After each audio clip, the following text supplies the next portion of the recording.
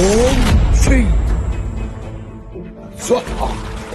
એક હવસખોર ભુવાએ સ્ત્રીની લાલચે અંધશ્રદ્ધાનું છટકું ગોઠવ્યું ને બીજી બાજુ બે લાલચી સ્ત્રીઓ પૈસાના વરસાદની લાલચે નગ્ન થઈ વિધિમાં બેસવા તૈયાર થઈ.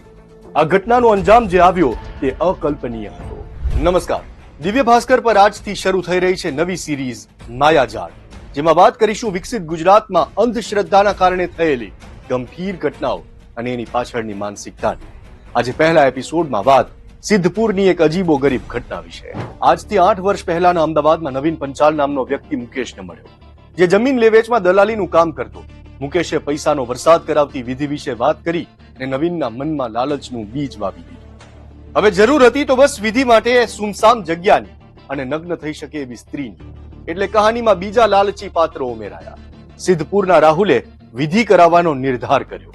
રાહુલે ખાલી મકાન શોધ્યું, માર્કેટિંગમાં કામ કરતા હનીફાને કામે લગાવી 2 સ્ત્રીઓનું સેટિંગ પાડ્યું.